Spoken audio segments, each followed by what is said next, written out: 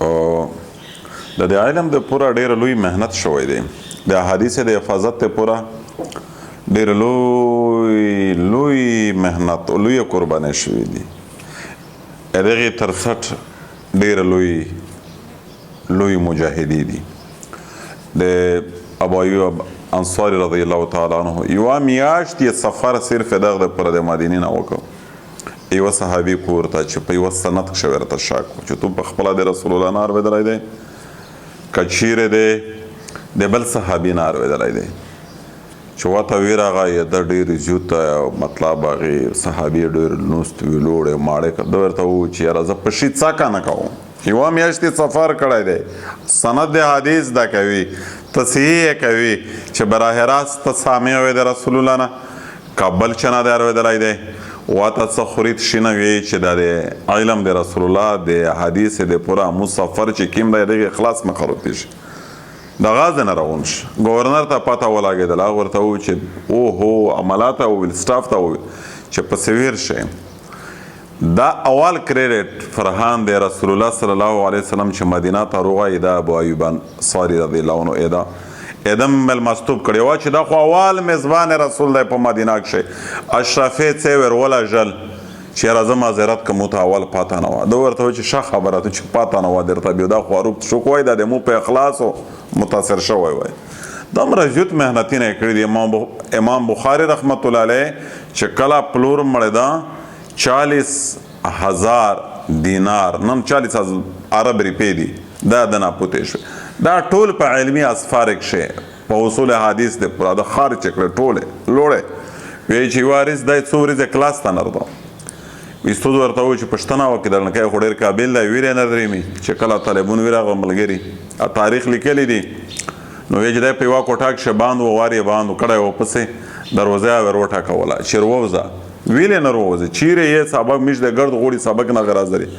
دا ورته چې زه در وتلای نه شم په بدن یو کپڑا دعا مې دوی وینځلې سپلې مې پریوي د پښې سفر واسط مې ونه مو ته دا راټیم روکه چې زه ځون لښ په پردا کزه بیا په درس حدیث شي شریک شو څومره زیوته قرباني د خلک کړي دي څومره هیرون پوتې شي او یو د امام ابو یوسف امام محمد رحمت الله علیه یو دغه معتصم بلا د یو دغه معتزله د وال ټکول د سزګونه الله سړی څومره کوشینه دي څومره مهنتینه دي او څومره زیوته قرباني مجاهدی دي مشته شکر ادا کول په چار دي چې میشه د هغه سرمایي د هغه دولتي د هغه وراثت مشته ملو شوی دی امیش سنبال کړی دي امیشه هغه رنگ په میش چړاو دی هغه رنگ په میش غالب دی او دا علم دا قرآن و حدیث دا علم نبوی دی دا وراثت نبوی دی دا وراثت الانبیاء دی میش د نبیونه وراثت سنبال کړی دی دا ډیره زیوته دی د خیر خبره دو او زه بالکل د الله زرها بر شکر گزاري او دنیا خو فرعون قارون او د حامان دی دغه میروس دی او میشته شکر د په چاره د قدر په چاره ده نه امن دغه دین دغه صفت پوشي دغه نسبت دغه تعلق زه خو ټول علما ته بار په مجلسینه شدا خبره کا چېرې نور خپل ژوند کښلایویال ژوند تېروي خو دغه شي قدر په چار دی دغه شي احساس په چار دی دغه شي انتقال په چار دی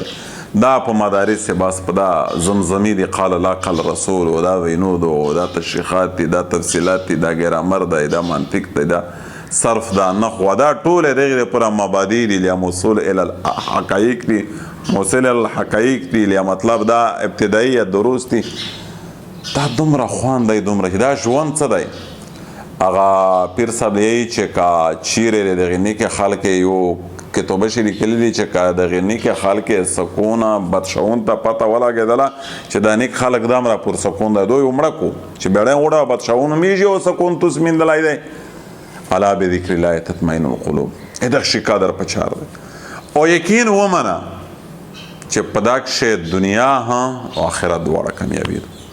بس ژوند څوره وي څوره څه وارنټي ګارنټي شوټ شته دغه زندګي وما هذه الحیات الدنیا الا متاع الغرور